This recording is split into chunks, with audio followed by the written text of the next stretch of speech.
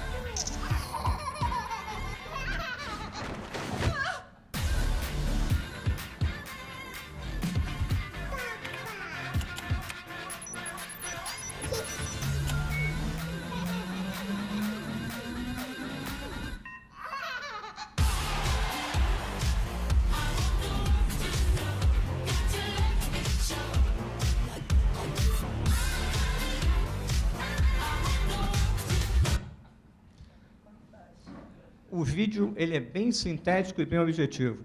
Ele faz uma alegoria da chamada geração Z, aqueles nascidos na década de 80 até a primeira década do presente século. Pessoas jovens que diariamente estão em sintonia, em celulares, smartphones, tablets, na própria internet. Mas, aliado a isso, nós temos o predador. Quem é que propiciou esse desenvolvimento tecnológico? Foi a globalização.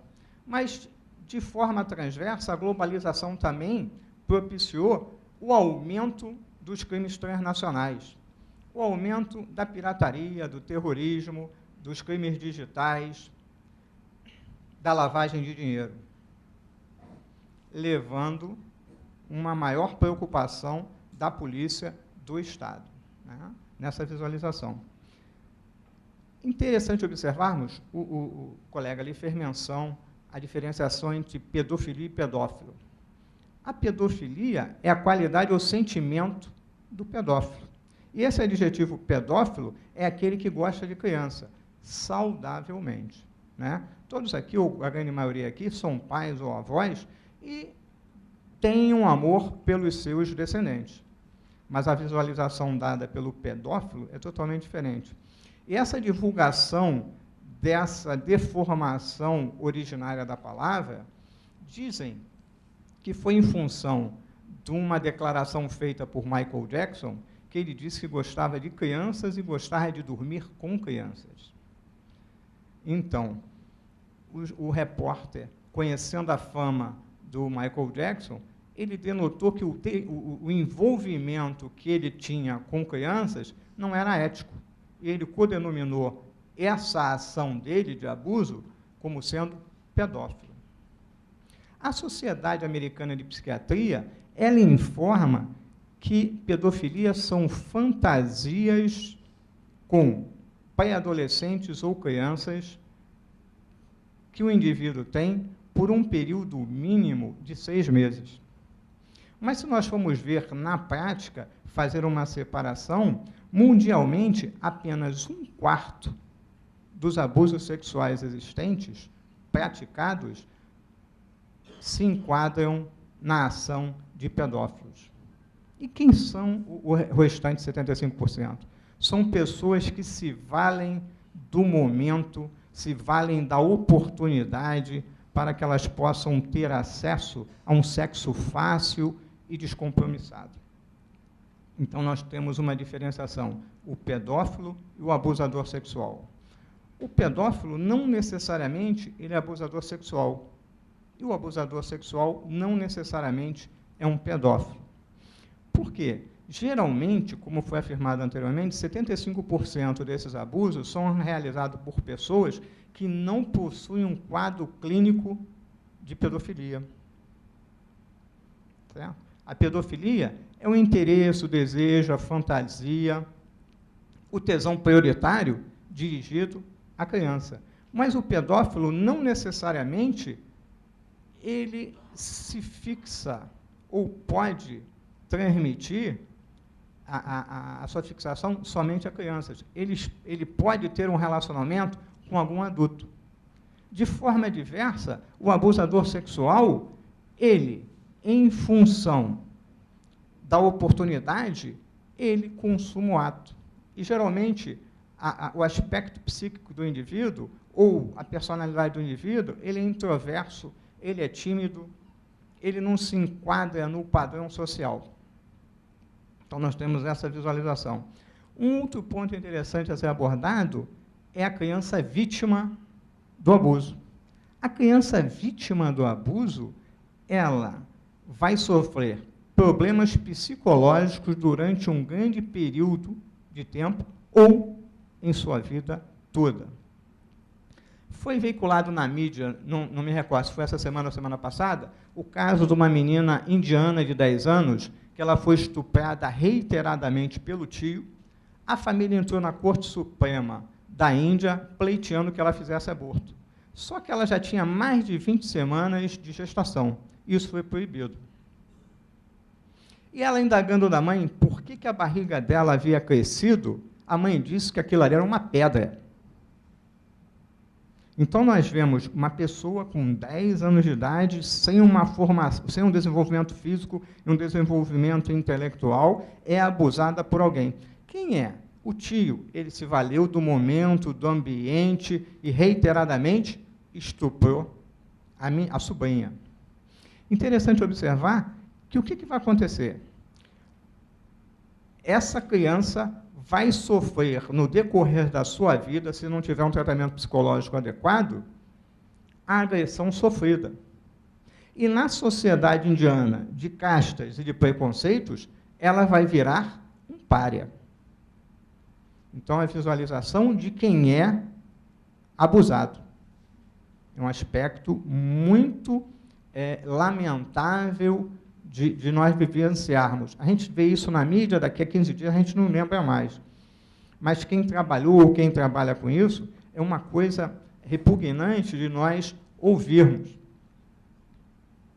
Até no seio familiar. Teve uma operação que foi feita lá na Polícia Federal, em que a mãe e a tia não queriam saber do garoto.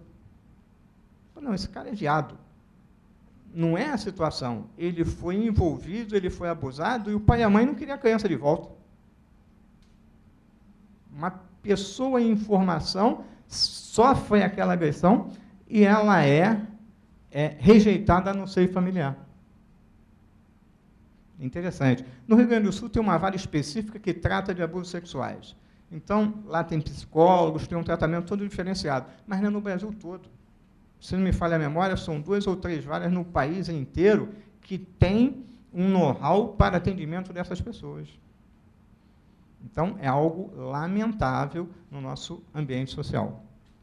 Uma outra abordagem que eu gostaria de fazer é com relação à situação. Quando teve a reforma do Código Penal e houve a introdução da lei dos crimes contra a dignidade sexual, nós que trabalhamos nesse ramo, nós visualizamos que tem sempre aumento de pena. A relatora, a Série Sarissarenko, ela se preocupou em aumentar a pena quando esse tipo fosse praticado por ascendentes, descendentes, porque isso ocorre invariavelmente no ambiente familiar. Lamentavelmente, isso ocorre no ambiente familiar. É uma coisa deplorável. E ela está me cobrando aqui, eu tenho que... Outro ponto que nós abordamos foi a idade do consentimento. Em cada sociedade, existe um normativo próprio que delinea esse período. O que foi? A pessoa pode se manifestar à vontade conscientemente, mesmo sendo menor de idade. E trazendo à luz um exemplo que ocorreu uns 3, 4 anos atrás, de uma menor de 12 anos, numa escola pública aqui do Rio de Janeiro, que teve um envolvimento com a professora, e a professora levou-a para um motel e ficou 3 dias com a garota lá.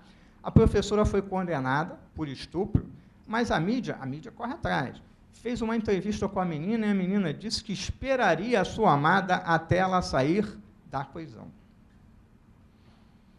É uma coisa que você fica visualizando, não acredita, mas acontece. Por que tem a fixação da idade do consentimento? O posicionamento visa manter o quê? A dignidade da pessoa do menor e esperar que ela se desenvolva fisicamente, intelectualmente, para que ela possa funcionar ou estar no ambiente social de forma equilibrada. Por isso é que o Estado faz essa barreira. Especificamente, na apuração de inquéritos policiais versando sobre pedofilia via internet, o colega já fez menção, mas é interessante observar os obstáculos. Eu fiz entrevista de 2 colegas lá do DPF sobre isso. E eles falaram, e nós também visualizamos lá na Delinche, o quê? A falta de celeridade no fornecimento do IP. O provedor posterga o máximo que ele pode fornecer o endereço do IP que a gente está investigando. Falta de pessoal habilitado para traçar o perfil, para trabalhar nesse tipo de atividade. Eu estava conversando aqui com a doutora, eu tive contato com uma agência americana que tratava de pedofilia, que trabalhava com pedofilia. Eu, quando trabalhava na Delinche, eu tinha uma funcionária. O setor lá nos Estados Unidos tinha 257 funcionários, quase igual. Mas pessoal técnico, tecnologia para o desenvolvimento da atividade. E outra, ter um ordenamento, leis próprias que inibam, que previnam essa ação. É igual a situação da Lan House. Poucos estados fazem o confere. Me empresta essa identidade, seu CPF, para que você tenha acesso. Isso aí devia ser nacional e devia ser fiscalizado. Interessante observar que a gente vê, tem lei que pega e tem lei que não pega. Mas a fiscalização tem que ser feita para coibir aquele comerciante da Lan House de deixar o conhecido, deixar alguém passar, sem que haja uma fiscalização, uma identificação dele. Isso é interessante. Outra dificuldade é apreender o equipamento, a máquina, que tenha material probatório que dê aso a que a pessoa seja denunciada, porque senão o trabalho é infrutífero. Então, são fatores que inibem a ação da autoridade policial no trato desse tipo de crime. Existe o protocolo da ONU sobre pedofilia, que foi internalizado pelo decreto 5.007, de 8 de março de 2004, que ele tem por objetivo alargar as medidas inibitórias da ação dos pedófilos. Então, seria interessante nós visualizarmos e concluirmos o quê? Tem que ter uma conscientização no país da responsabilidade do uso da internet por menores, uma educação familiar para que isso seja feito, especificamente na área de investigação, pessoal qualificado para atuar na área, e leis atuantes e eficazes para que isso seja produzido, e que, às vezes, nós ficamos decepcionados, que a gente investiga e não consegue nada. Para finalizar, o exemplo do pedófilo. Teve um cidadão americano que fugiu dos Estados Unidos, que ele havia sido condenado a 25 anos de cadeia por pedofilia. Ele era babá de crianças. Então, ele estuprava as criancinhas de 1 ano. Aí ele foi condenado lá e fugiu para cá. Ele já tinha CPF, já estava, como é que se diz, residindo no Rio de Janeiro, tranquilo. Nós recebemos uma informação do consulado sobre o indivíduo. Vai extraditá-lo? Vai demorar. A solução foi o quê? O consulado cancelou o passaporte e ele foi embora. Preso pela polícia americana, que veio aqui e levou a pessoa para lá. Mas a facilidade, ele já tinha o CPF, já estava se ambientando onde tinha criança, para que ele pudesse saciar o seu instinto. Era só isso, meus amigos.